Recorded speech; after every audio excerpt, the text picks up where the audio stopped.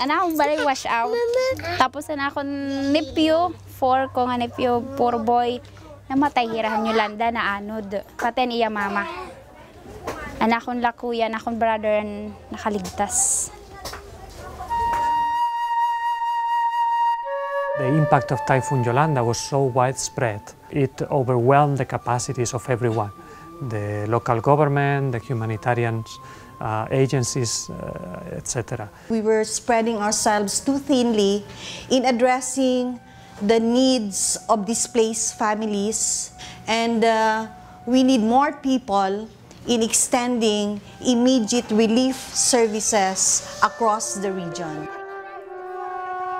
I first deployed team for Bofa, for Sendong, so we were used to this. And also because there was a level 3 disaster, automatic mechanisms were put in place. And one of these mechanisms was for Federation to take commitment, to deploy sufficient capacity to support government to coordinate. And also to liaise government response with humanitarian response. So our job is to bring people at the table and to give them guidance. Guidance not that we define, guidance that is defined between all partners at the beginning of the response.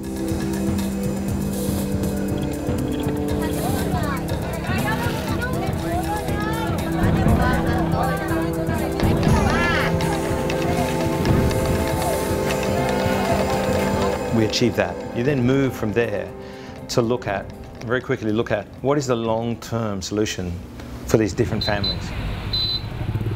You move to Tacloban and you're dealing with dense, urban, multi-storey masonry construction, and you go over to coastal communities and a lot of construction out of bamboo and very lightweight construction.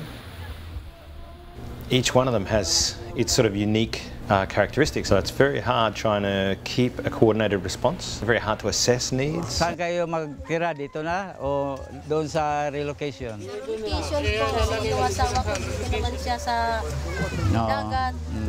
Dito nagbabak.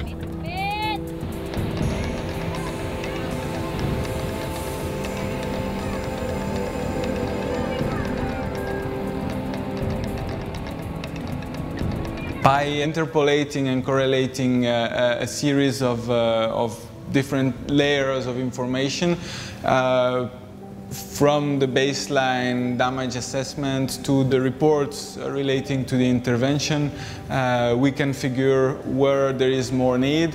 So it's a tool that will help fluidify the response. The goal of the shelter cluster is how to come up with resilient structures with the help of the local government units. And we created key messages to guide the constituents on how to build back safer. With the scale of destruction that we're talking about, we will never have the money or the capacity to build everybody's house, rebuild everybody's house.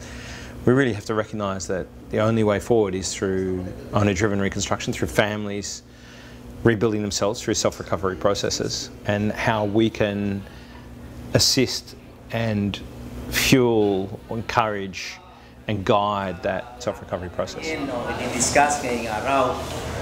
Ngayong araw ay malalaan natin at makiintindihan ninyo. So alam naman natin na napakalawak din ang kaalaman ninyo pagdating sa carpentry, pagdating sa... We're doing an orientation for our community contractors by sharing information coming from the cluster, coming from the different groups. We would like our community to also learn and know the importance of what we are doing.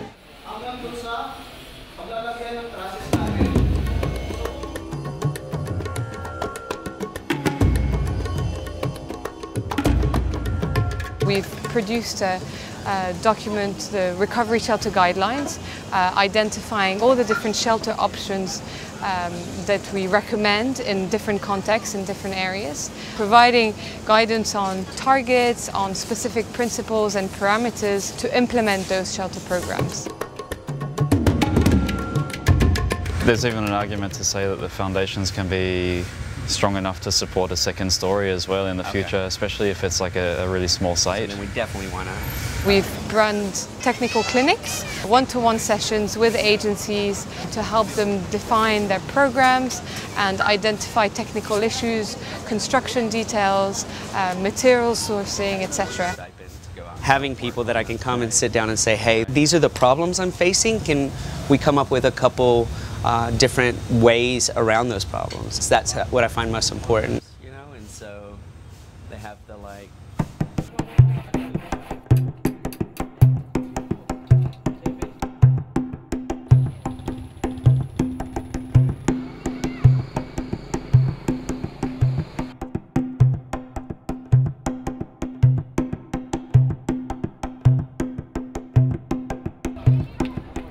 We don't have a choice what to build here, houses.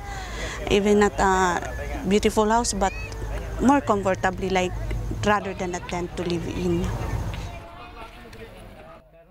They badly need our help here, to rebuild their houses. So we struggled it out hard with the government, but then we make dialogue, we playing diplomats, and coordination with the alliance, with the shelter cluster.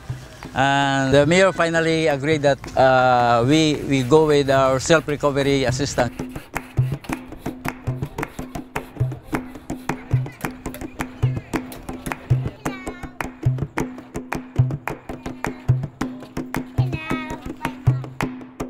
The leadership role of the shelter cluster for IFRC provides us with an opportunity to increase our sphere of influence and also to increase the impact that our response has on the needs of the affected population.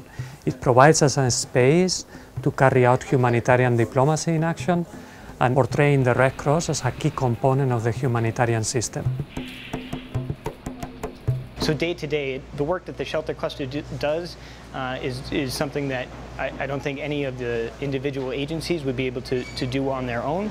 And if that sort of coordinating body didn't exist, we would need to come up with another way to fill that need.